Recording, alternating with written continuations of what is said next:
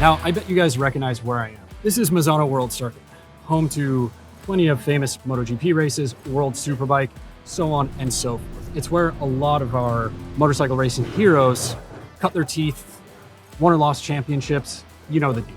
Thing is, I just got done riding a full day aboard the 2026 Aprilia RSV4 Factory. I did wrap up my experience with the Aprilia Pro experience, where you get to ride with some of Aprilia's professional riders and testers and learn a whole lot. But while we're here, we thought we'd give this thing a nice little review. So what is this motorcycle about? Now, it's not a full revision. What Aprilia has done is just the same strategy that they've deployed with the RSV4 platform over the years, where it's a constant evolution.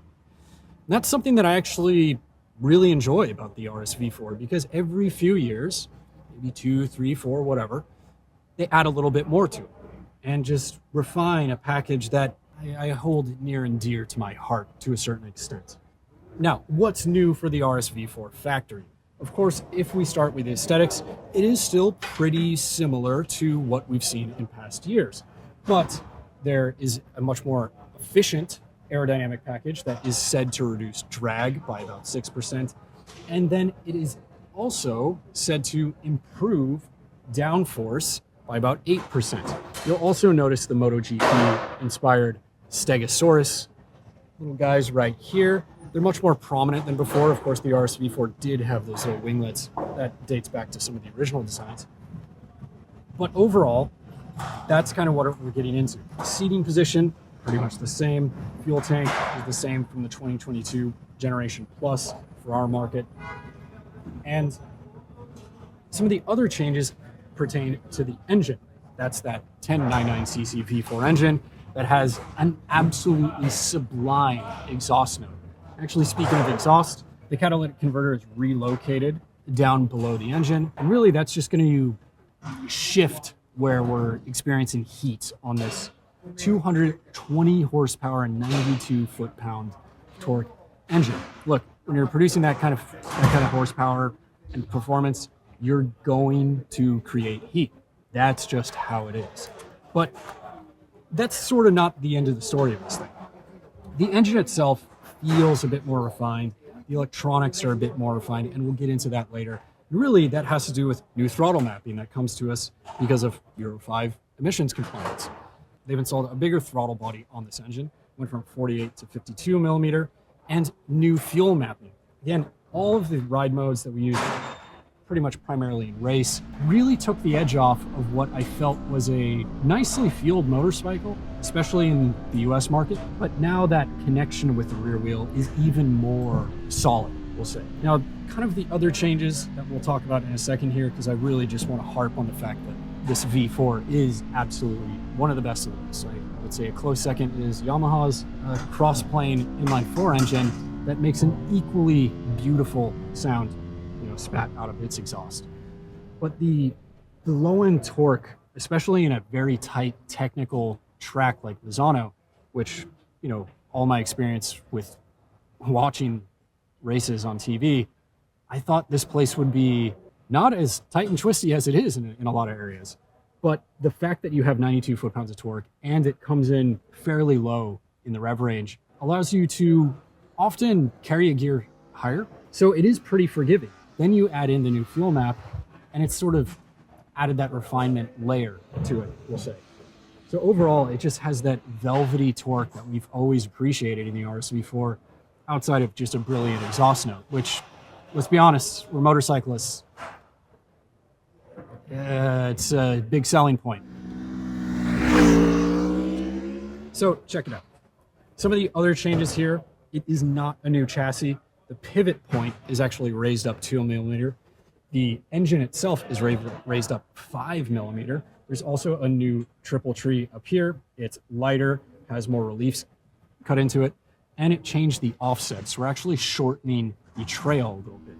Aprilia is baking in or getting that stability back. So what I've loved about the RSV4 platform over the years is the fact that it just has a stout front end. When you're coming into, say, Corvone, which is the back section of this racetrack, that's 4th or 5th gear, depending on your skill level. It is a big balls moment we'll say subtly, having that front end feel is absolutely crucial in those super high speed areas, but it's equally crucial in the tight and twisty sections, like when you're coming into turn one, flipping to the right, getting it back to the left. That really helps. And the one criticism that we've had with the RSV4 over the years is the fact that it takes a little bit out of you, just in terms of effort. You have to push it around. I would say that critique is definitely starting to diminish, because Aprilia has done three smart things here. Raising the swing arm pivot point plays with anti-squat characteristics and doubles down on the planted nature of the RSV4 chassis. But everything is about balance in chassis geometry. The engine is lifted up within the frame and effectively raises the center of gravity, which provides more leverage for the rider and reduces steering effort. And lastly, the trail is shortened slightly to make it a touch more agile. The result is something that handles better without sacrificing its renowned RSV4 stability. Since we're on the subject of the chassis, we should discuss the prior generation semi-active Öhlins Smart EC 2.0 suspension. Admittedly, Aprilia is saving a few bucks by not updating to the latest Smart EC3 system, which debuted on the Honda CBR 1000 RRR Fireblade SP and is also standard on the Ducati Panigale and Street Fighter V4S models, as well as the Triumph Speed Triple 1200 RS. Things are just as we remember it for the 2.0 system, with 3 semi-active damping modes and 3 fixed-rate damping modes on hand. In practice, this suspension is high-quality stuff, allowing riders to quickly adjust their setup from the dash, and it makes for a very stout motorcycle. What's new to the party is turn-by-turn suspension programming, which allows you to adjust for corners specifically on the racetrack. Unfortunately, we didn't get to test that feature while attending the Aprilia Pro Experience Riding School. The thing still hooks up amazingly well. The front end feel is still there, just as I've always come to love and hope for in future iterations of the RSV4. This thing is just immense. It's intense. The chassis just does not quit. And now we have a little bit more agility compared to prior generations. But that's sort of scratching the surface mechanically. The electronics are pretty much the biggest update here, if we really boil it down to its nuts and bolts. What we have here is updated lean angle sensitive traction control, cornering ABS. Of course, there are track modes where you can disable ABS in the rear. As I mentioned before, throttle mapping. And then, of course, with TC, there's that expansion that we've seen from Ducati, BMW, and Yamaha with slide control. At Misano, we're running the Pirelli Diablo Superbike slicks in SC2 compounds. These things got an absolute workout with multiple guests and riders sharing bikes. They spun an enormous amount of laps. And leaning on those electronics as you power out of corners, you can actually feel that working. And you start turning things down and it can get a little bit rowdy. But that's, I think they've really shown their prowess in advancing electronics overall. That's with the TC systems, the slide control system, and then of course new is a predictive wheelie control system. Now, it's not that the wheelie control system was bad before, not by any stretch of the imagination at all. Really, what we're getting is something that claims to be just a bit smoother. In practice, it seems to lift up a bit easier and also set it down a bit easier. Powering onto the front straight out of that final turn, for me, that was a second gear corner, whacking it on, you're going through the gearbox. You have one of the most sublime quick shifters on the market right now too. We've noted with recent Ducati reviews, who is another aficionado in good quick shifting. You can put it down into first, some of these really slow corners, and it does it faultless. It is that good, straight up. But back to the wheelie control thing. That's another new feature. And again, predictive, okay, but what we have to remember is that all of the aerodynamics and the electronics are so intertwined at this point that it's sort of tough to suss out what's doing what. Because at the end of the day, you're just spinning faster lap times and it's going to be easier, not just from a handling standpoint, but from an electronic standpoint, from a mapping standpoint, et cetera, et cetera.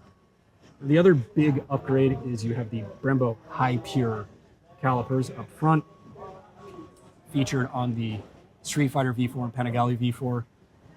And yes, As you'd expect, they have enormous stopping power. Fun fact, I didn't know the first turn at Misano was so intense. Yeah, that'll catch you out if you're not totally prepared for it. And these guys work pretty darn good. Now, here's the deal. We mentioned horsepower before, but what I failed to mention is the fact that this is the most powerful production bike as it stands. It makes 220 horsepower, 92 foot-pounds of torque, give or take. And yes, that's only a couple points above some of its competitors. Look, the RSV4 is built. There are not enough words you can say. I know that sounds a little bit redundant, but that is an absolute integral piece of this motorcycle. Just as the seating position. Yes, it is a superbike. Yes, it is built for the racetrack. But this fuel tank that we got a number of years ago really harkens back to the lineage of the RSV4, where I feel that you can use this as a perfect anchoring tool. I'm a big fan of this. I wish this was a little bit more rounded out here just to kind of get rid of this harsher edge, but whatever. Add some stomp grips and things like that, and it'll probably start even out. That said, do I enjoy the RSV4? Absolutely. And I think this thing is absolutely impressive at the racetrack. It makes all the cool noises. It goes fast as expletive. And now it handles that much better. What else could you really want?